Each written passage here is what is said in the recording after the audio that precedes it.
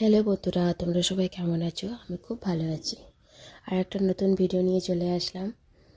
আমার চ্যানেলের নাম সীমা সিদ্ধেশ্বর। সবাই একটু সাবস্ক্রাইব লাইক করে দেবেন। আমি আজকে আমার মা হঠাৎ করে আমাকে ফোন করেছে যে আজকে আমি পিঠে বানাবো, তুই আসবি? তাই আমি চলে গিয়েছিলাম। আমি আমার বর দুজনে মিলে গেলাম।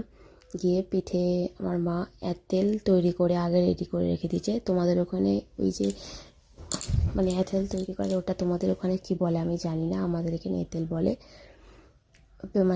আগে থেকে গরম জল দিয়ে আর ওই গুঁড়ি আলো চালের গুঁড়িকে গুঁড়িয়ে রেখে দিয়েছিল, দিয়ে এঁথেল গরম জল দিয়ে তৈরি করে রেডি করে রেখে দিয়েছিল। তারপরে আমরা গিয়ে সবাই মিলে একসাথে পিঠেগুলো একটা একটা করে বানাতে হয়েছে।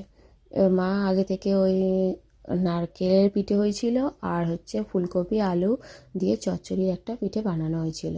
তো ফুলকপির ওই তরকারি নারকেল সব রেডি করে মা রেখে দিয়েছিল, শুধু আমরা গিয়ে জাস্ট এগুলো বানিয়েছিলাম। এটা সবাই মিলেই করা হয়েছিল।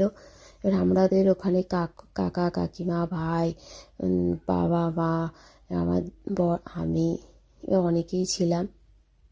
সবাই মিলে বানাতে বেশিক্ষণ টাইমও লাগেনি। এবার জিনিসটা অনেকটাও বানাতে হয়, কারণ আমাদের বাড়িতে অনেকেই একসাথে থাকা হয়, তো ওই জন্য সবাইকেই দিতে হয়। আর যে বানাতেও হয় অনেক, যে যেরকম পারছে সবাই ডিজাইন করে বানাচ্ছে।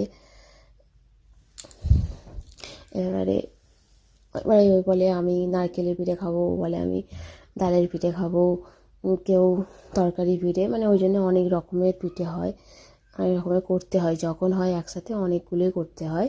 এটা আমার বাপের বাড়িতে ওখানেই করা হয়। আমার শ্বশুরবাড়িতে কেউ নেই, আমার ওই জন্য এখানে করতে পারি না, আর আমি পারিও না। আমার মা সব করে দেয়, আমরা গিয়ে ওগুলো বানিয়ে দিই। এবার মা তারপরে এই পিঠেগুলো ভাবিয়ে তা দেয়, তারপরে খাওয়া হয়। এবারে ওখানে তো অনেক সবাই আছে, সবাই মিলে করলে বেশিক্ষণ টাইমও লাগে না। কিন্তু আমার তো শ্বশুরবাড়িতে কেউই নেই, আমার শাশুড়িও নেই, শ্বশুরও নেই, কেউ নেই, আমি পারিও না। তারপরে মা ওই গরম জল রেডি করে দিয়েছে, এবারে আমি এগুলো তুলে তুলে দিয়ে দিচ্ছিলাম। এগুলো ভাবাতে লাগে মনে হয় 20 মিনিট বা 30 মিনিট এরকমই লাগবে, এর থেকে মনে হয় বেশিক্ষণ লাগে না, আমি ঠিক জানি না, ওরকমই মা বলছিল। এবার প্রথমে একটা খেয়ে দেখে হয়েছে কি না, দেখে তারপরে বুঝে তারপর নামিয়ে নেয়। তো এরকম ভিডিও করতে করতে হঠাৎ আমার বরের হাত থেকে ফোনটা হঠাৎ করেই পড়ে যায়।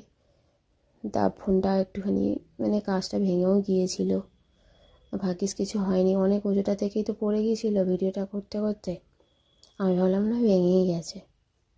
যাই হোক, ভালোর মধ্যে খারাপও তো কিছু থাকবেই। ফোনটা আমার একটু হয়ে গেছে, তারপরে খুব ডিস্টার্ব করছিল। যাই হোক, তারপরে শেষের দিকে আমরা দুধ পুলিও করলাম, ছোটো ছোটো করে একটু একটু করে দুধ পুলিরও পিঠে বানাতে হয়েছিল, দুধ পুলিও করা হয়েছিল।